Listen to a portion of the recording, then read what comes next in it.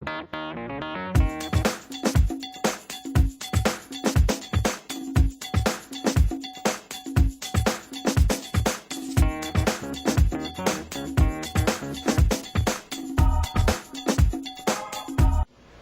presentación empieza un poco desde donde se quedó la maestra Ángela, de cómo hacer nuestra búsqueda. Lo primero, bueno, vamos a abordar qué es la búsqueda, qué es la estrategia de búsqueda, y vamos a llegar finalmente a lo importante, lo que son los recursos electrónicos que están disponibles en la UNAM sobre el área de género. Bien, para hacer una búsqueda, y bueno, todos nos hemos enfrentado, todos lo hemos vivido, ya sea como estudiante, profesor, investigador, siempre nos tenemos que hacer una serie de preguntas, ¿no? Y son las básicas, nos tenemos que hacer miles de preguntas porque realmente hacer una investigación o hacer un ejercicio, un trabajo, pues requiere de contestar muchas preguntas. Pues las básicas, bueno, ¿qué quiero buscar? ¿Cómo lo voy a buscar? ¿Dónde? ¿Cuándo voy a buscar esta información? O el cuándo aplica en qué épocas, qué periodos son los que vamos a estar buscando. De ahí, pues viene lo que vendría siendo la estrategia de búsqueda. Una vez que hayamos definido los términos, las palabras, la región geográfica, que tengamos presente exactamente qué es lo que vamos a buscar, porque no nada más es decir vamos a buscar violencia en niños, o sea, ponemos la palabra violencia en niños como lo hizo el ejercicio de la maestra, lo vamos a ver en un par de ejemplos que traemos, pues nos van a salir miles de registros y realmente de esos ni el 10% van a servirnos para nuestra búsqueda o para nuestra investigación. ¿En qué consiste la estrategia de búsqueda? Bueno, una estrategia, pues es importante armarla, desarrollarla, pero en función a las herramientas que vamos a utilizar. Estas herramientas, ahorita las vamos a ver, ¿cuáles son las principales herramientas? Inicialmente, y bueno, vayamos a los investigadores de antaño, porque decíamos, antes nos íbamos a la biblioteca, nos aventábamos 2 horas primero buscando en el catálogo de fichitas. Los investigadores tenían herramientas muy importantes, muy valiosas, que eran los tesauros, todavía existen, ahorita vamos a ver uno de ellos, y también los índices y resúmenes. Los índices y resúmenes son el antecedente de las bases de datos. Antes, nuestros investigadores, nuestros profesores, para hacer una búsqueda y no aventarse 2 horas o 3 horas en un catálogo de fichitas, donde generalmente no encontraban lo que necesitaban, utilizaban estas herramientas, digamos los más conocidos, Sociological Abstract en nuestra área, Chemical Abstract, Medline o el Index Medicus, el Index Medicus, son bases de datos en formato impreso que nos ayudaban a buscar por tema, por autor, pero teníamos que agarrar un volumen, un fascículo para hacer una búsqueda diferente. Sin embargo, bueno, buscábamos género, buscábamos violencia, buscábamos familia, pues nos aparecía todo enlistado, la referencia a los artículos que hablaban sobre ese tema. Al hablar ahora de bases de datos, es mucho más sencillo porque ponemos la palabra violencia y nos va a remitir a toda la terminología que existe. Este es un tesauro, es la base de datos Gender Studies Database del proveedor EBSCO. Y en este caso, por ejemplo, usamos el índice de temas, de términos, para buscar. Incluimos la palabra violencia y de ahí nos va a derivar todas las variaciones que existen. Una de las recomendaciones que nosotros hacemos y que decía la maestra Ángela hace unos momentos, es que debemos ir de lo general a lo particular y cuando no encontramos nada, hacerlo a la inversa, de lo particular a lo general. Generalmente, en nuestros términos, por ejemplo, violencia, estamos viendo que en esta base de datos existen 7.053 registros, pero si yo quiero violencia y abuso, pues ya me dice, bueno, hay uno, violencia y crimen en las escuelas, hay un registro. Entonces podemos ir haciendo la combinación de términos de los que están apareciendo en esta base de datos, y sería bueno, por eso ahorita que la maestra Ángela mostraba su registro, veíamos que aparecía el título, la fuente, el autor y las palabras. Siempre que no encontremos algo o que encontremos términos relacionados, desde ahí, desde esos términos secundarios que están apareciendo por accidente, y por eso decimos que muchas veces la investigación es producto de los accidentes, es que cuando abrimos un registro que a lo mejor no habla de mi tema, pero tiene las palabras que podrían guiar la investigación, podemos tomarlos y hacer la búsqueda, y a lo mejor no nos sale al 100% de lo que queremos, pero nos está acercando un poco más a los resultados que estamos buscando. Entonces es importante irnos de lo general cuando empezamos violencia y demás. Aquí está, por ejemplo, el ejercicio en esta misma base de datos. Bueno, ¿cómo se dice niño? Bueno, se dice boy. Bueno, pues no solo boy, sino también se dice child o no puse el otro. Todas las variaciones. ¿Cómo lo podemos hacer? Ok, existe boy. La maestra Ángela usó el truncador de interrogación. En las bases de datos internacionales generalmente se usa el asterisco.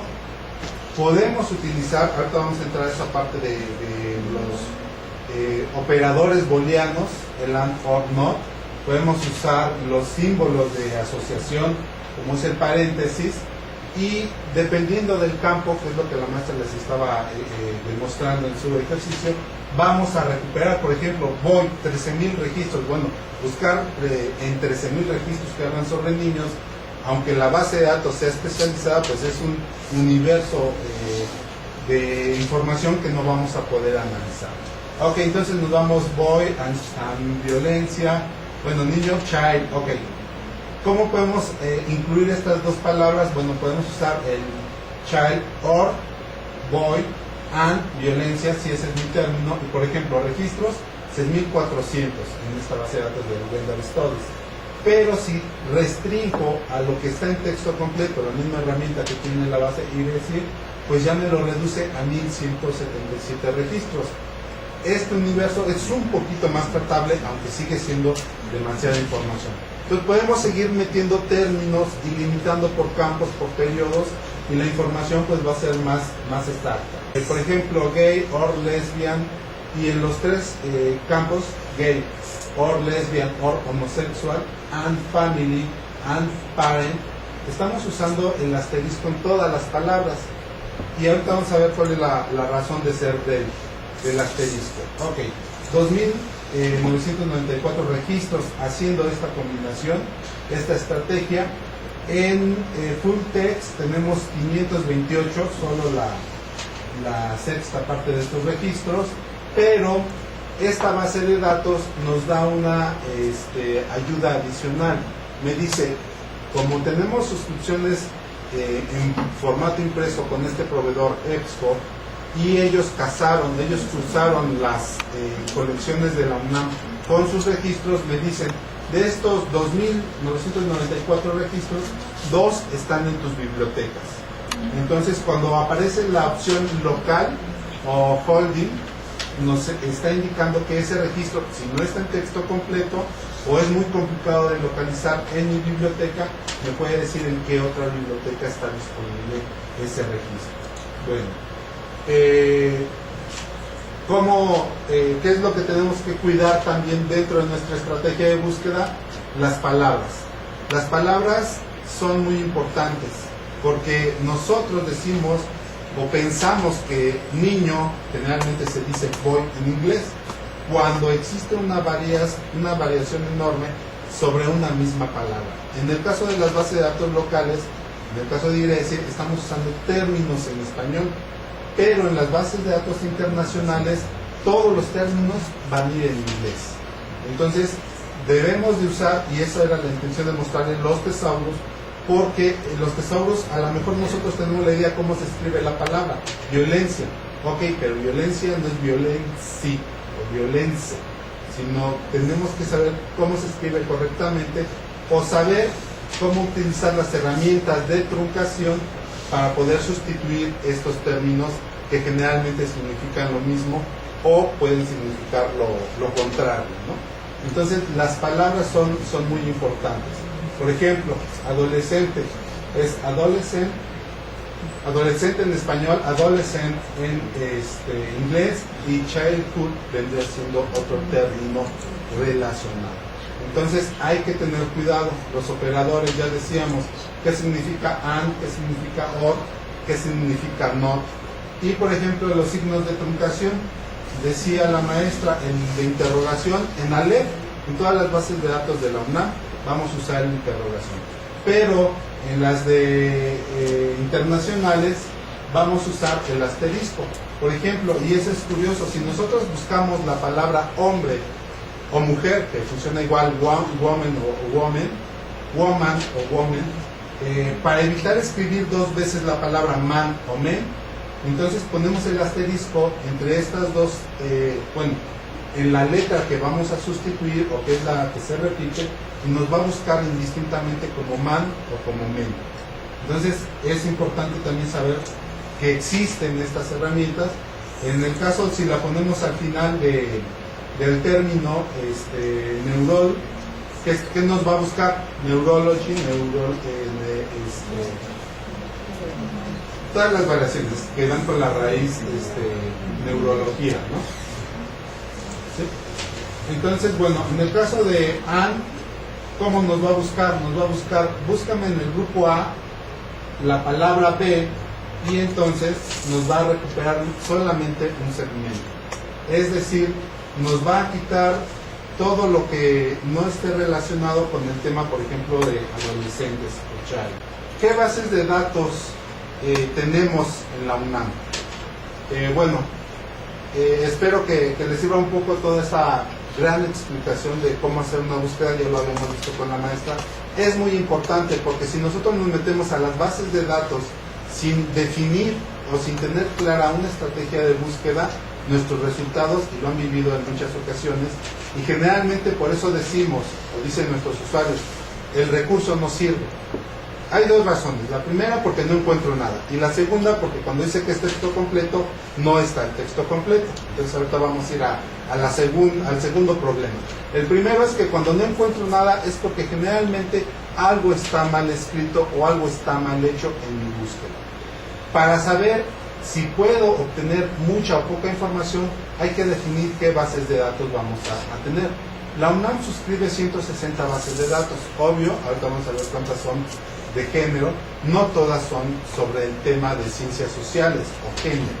Entonces tenemos bases de datos referenciales, es decir, únicamente el registro bibliográfico, y tenemos que ir a buscar posteriormente el texto completo o el artículo en formato impreso. Y después tenemos bases de datos que sí vienen con el texto incluido, pero no todo, aguas, Las bases de datos que son en texto completo, no todo lo traen en ese formato. Pero también debemos de tener cuidado, porque tenemos bases de datos generales. Ahorita vamos a ver una lista pequeña. Tenemos bases de datos relacionadas a nuestros temas, y tenemos las que son especializadas, las que efectivamente son sobre el tema. Tenemos bases de datos locales, regionales e internacionales. Entonces tenemos que ir seleccionando cuáles de ellas son las que nos van a ayudar en nuestra búsqueda. Por ejemplo, las especializadas, las que son sobre mi tema. Tenemos Family and Society Studies, Gender Watch, Géneros, Left Index, Site Info, Sociological Abstract.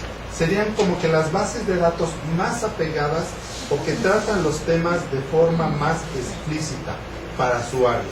Las que están relacionadas y, por ejemplo, no lo traen en el tema: Academic Research Library, Academic Search Complete, Business Source, Clase, Informex, Infolatina, Scopus, el Social Science Full Text y Web of Knowledge. Por ejemplo, de estas especializadas, Family y Gender Studies son referenciales. Gender Watch tiene algunas revistas en texto completo. Géneros, bueno, ahorita vamos a hablar de ellas. Left Index es referencial, igual que PsycInfo y Sociological Abstract. Solamente de todas estas enlistadas, una es en texto completo. De las relacionadas, por ejemplo, el Academic, los dos Academic y el Business, Infolatina, Informe, son en texto completo. Y por ejemplo, la última, Web of Knowledge, es una base de datos multidisciplinaria. Es general, donde podemos encontrar mucha información buena, pero no necesariamente todo lo que requiere. Entonces tenemos que ir brincando de base en base. Ese es el problema que tenemos ahorita. Y por ejemplo, entramos nuevamente a esta misma base de datos. Ahí arribita dice Library Holdings. Es la instrucción que les decía, que nos lleva a cuando el artículo está en alguna de las bibliotecas de la UNAM. ¿Qué más tenemos? Nuestra fuente principal, o donde vamos a hacer la búsqueda inicialmente, es la base de datos. Después de tener la base de datos, cuando no recupero los artículos en texto completo, pues tengo que ir a buscar dónde se encuentran esos artículos, esas revistas. O también podemos hacer búsqueda dentro de los sitios de los editores. Los editores que la UNAM está suscribiendo, y aguas, aquí viene el problema. Cuando nosotros nos metemos a Cambridge, al editor Cambridge, que tiene 250 revistas en texto completo de 1997 a la fecha, 3, por ejemplo, son especializadas en género. Este mismo editor, que no suscribimos sus libros, tiene 11.734 libros y 46 son del tema. Elsevier, 2.500 revistas, 20 de esas revistas son especializadas en el tema. Tampoco suscribimos los libros de Elsevier, apenas empezamos a comprar algunos, pero son de economía. Oxford, 250 revistas, 5.000 libros. De aquí solamente se ha comprado la parte de filología. Hay algunos libros que tenemos acceso. Springer, aquí es la buena noticia. Springer, 2.600 revistas. No podemos ver las 2.600 revistas. De esas 2.600, solo 4 hablan del tema, las 4 las tenemos suscritas, pero las demás, por ejemplo, de esas 2.600, la UNAM solo suscribe 800 títulos. Y es ahí donde el usuario llega a la frustración. Se pone a hacer su búsqueda en el sitio Springer, encuentra 100 artículos, y de los 100 artículos solo 10 están en texto completo. Y los otros 90, y de esos 95 son hiperurgentes, no están en texto completo. ¿Qué dice el usuario? No sirve el sistema. Pero ahí es donde vienen las soluciones que les voy a dar un poquito más adelante. ¿Qué sucede? La UNAM suscribe algunos títulos de revistas y algunos años. Generalmente vamos del 97 a la fecha. Cuando son artículos anteriores a 1997, es muy complicado que tengamos suscripción a ese recurso electrónico. Es muy complicado. Entonces, ¿qué sigue? Bueno, hay que dar el siguiente paso en la cadena de la búsqueda, ¿no? Ok, entonces el sistema sí sirve, pero no tenemos suscripción a ese año o a esa revista en particular. Si no está el libro o la revista con suscripción vigente, aquí está otra solución. La UNAM, pues, es la universidad más grande del país, es la colección de recursos impresos y electrónicos más grandes del país, por ejemplo. En LibroUNAM, por ejemplo, vamos a encontrar 2.600 títulos que hablan sobre género o sus temas, y de los cuales 35 están en formato electrónico. En CELIUNAM vamos a encontrar 60 revistas que hablan sobre el tema, y 16 de ellas ya están en formato electrónico. Si no la encuentro en estos libros, que son las 140 bibliotecas de la UNAM, que son las 140 hemerotecas, entonces, bueno, tenemos más de 8.000 revistas, son los recursos que tiene la UNAM, que está suscribiendo en este año, en 2011, 8.000 revistas impresas, 18.000 revistas electrónicas. Tenemos más de 6 millones de volúmenes, que es 1 millón de libros, pero son 6 millones de volúmenes impresos, y adquieren más de 10.000 libros electrónicos. Lo que se me olvidó en el caso de Springer estamos comprando casi su colección completa de 2005 a la fecha. ¿Cuál es el problema? Springer es uno de los editores especializados en ingenierías, matemáticas, ciencias duras. Entonces, ciencias sociales tiene así. Obvio, en género vamos a encontrar, creo que eran como 5 los títulos que libros hay 31 en Springer. Libros en texto completo, 31. Pero esos 31 no los suscribimos nosotros. Vamos a encontrar a lo mejor en ingeniería, en ciencias de la tierra, algo sobre género, y vamos a tener acceso a esos textos completos. pero los que son especializados en nuestra área no los hemos suscrito aún. Entonces estamos en ese proceso y necesitamos pues de muchos apoyos, porque estos libros, la parte de libros electrónicos se está comprando con los recursos de las bibliotecas. Todo lo que son revistas electrónicas hasta 2010 se estaba comprando con recursos de la Dirección General de Bibliotecas, que a fin de cuentas vienen de sus recursos. Pero para 2011 el proyecto es hacer una migración de títulos impresos a electrónicos, donde obviamente se van a tomar esos recursos de revistas de las bibliotecas para seguir suscribiendo el formato electrónico. O sea, su revista impresa, en el caso de Cambridge y de Oxford, que son los ejemplos que tenemos, desaparecieron sus formatos impresos, pero les estamos garantizando el acceso electrónico perpetuo y desde 1997 a la fecha a toda la colección Cambridge, 250 títulos, y a toda la colección Oxford.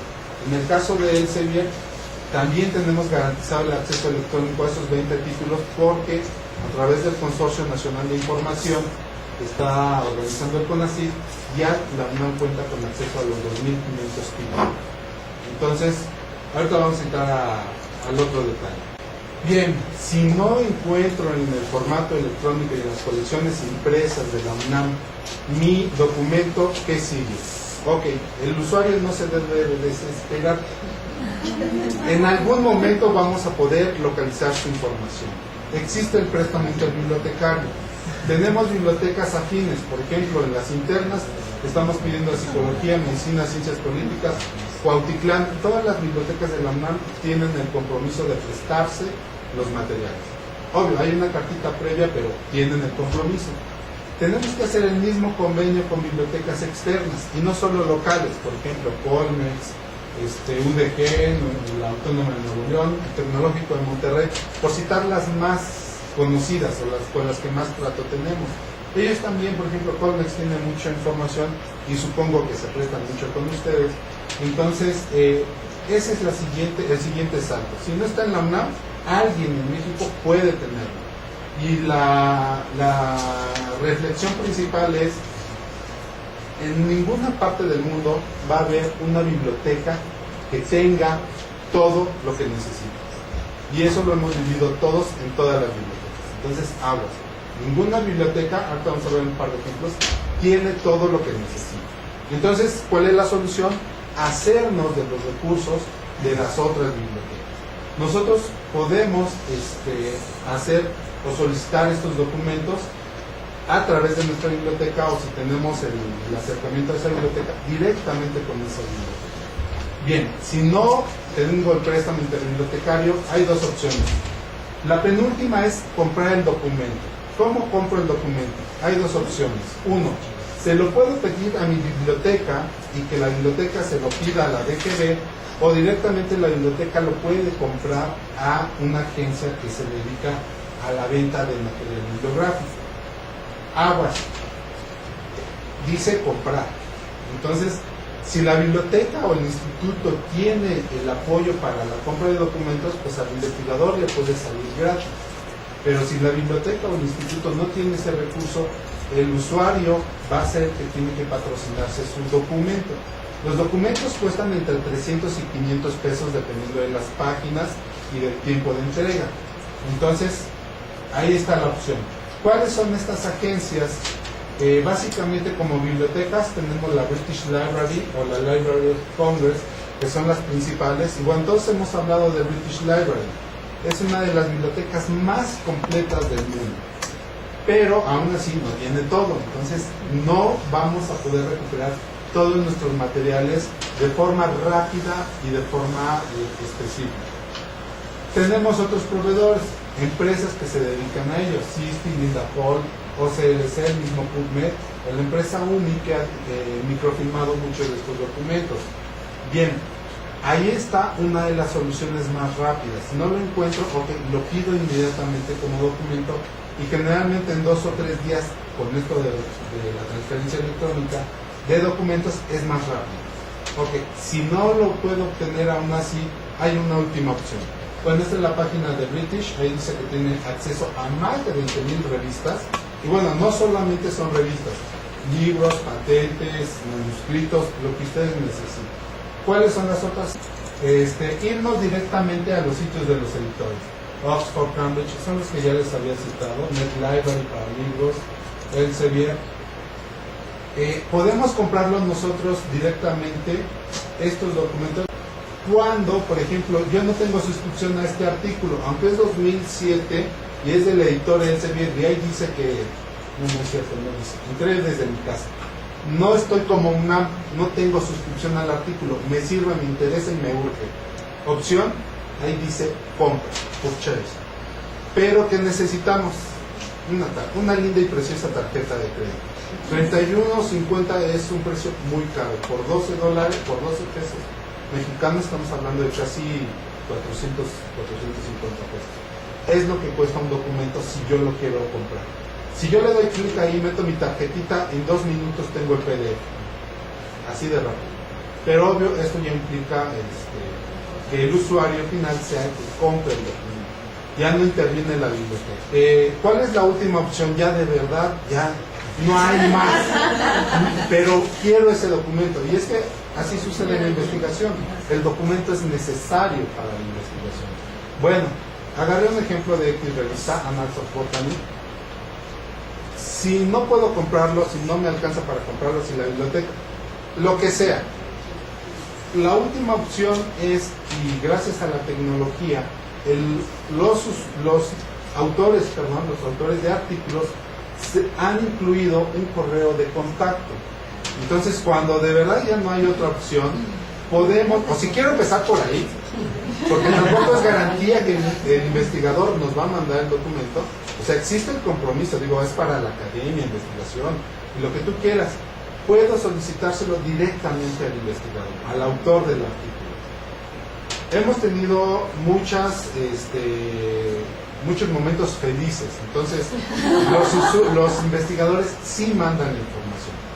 Hemos tenido suerte, pero no siempre. Entonces tampoco vamos a decepcionarnos. O sea, si el investigador no lo mandó, no vaya a suceder como con la base de datos, no encontré nada, no sirve para nada. Entonces, es de persistencia. O sea, ustedes como investigadores, como estudiantes, como profesores, llevan años. Entonces, ¿por qué han llegado hasta donde están? Por la persistencia. Entonces, no se frustren porque no logramos localizar.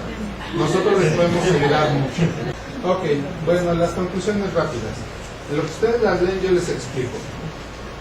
Estos recursos electrónicos son gratuitos, ya lo dijo la maestra Ángela, son gratuitos para todos los universitarios, inscritos o trabajadores o profesores. Todos podemos hacer uso de ellos.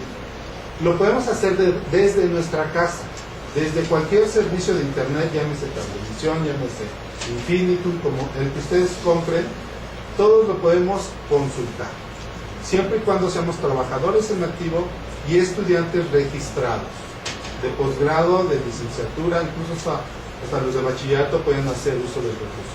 ¿Cuál es la condición? Debemos de registrarnos. Una de dos, o vamos con nuestra biblioteca y que nos ayude al registro, o desde la misma página de la Dirección General de Bibliotecas existe un vínculo que dice registro de token. Entonces necesitamos nuestro número de cuenta, algunos datos personales, y por medio del correo electrónico nos van a regresar la contraseña. Nuestro password, y se los digo para que lo cuiden, nuestro password es nuestro número de cuenta o nuestro número de trabajador. El password es muy complicado, entonces va a llegar por correo, se genera automáticamente por un robot, y con eso nosotros tenemos garantizado entrar a las tesis digitales, a las bases de datos, a las revistas electrónicas y a los libros electrónicos, sin restricción, sin problema, siempre y cuando cuidemos nuestra contraseña. Nuestra contraseña de recursos electrónicos va a ser como nuestro NIP del banco. ¿A quién se lo vamos a dar? A nadie. ¿Por qué? Porque va a suceder lo mismo. Si yo se lo doy a otro compañero, a otro usuario, y hace mal uso del recurso, suceden dos cosas. La primera, me bloquean mi cuenta. Yo como usuario que extraigo información desmedidamente, el servidor o el robot está vigilando y a cierto número de descargas corta la contraseña. Y en segundo, el editor puede detectar un mal uso de la UNAM y puede bloquear el acceso a toda la UNAM. Entonces, no va a haber demanda, generalmente no hay demandas por parte de los editores a la UNAM, pero si hay un mal uso, bloquean el servicio, y ha sucedido. Entonces les pedimos que cuiden y guarden sus contraseñas, pero sí las usen. Pues muchas gracias por su atención.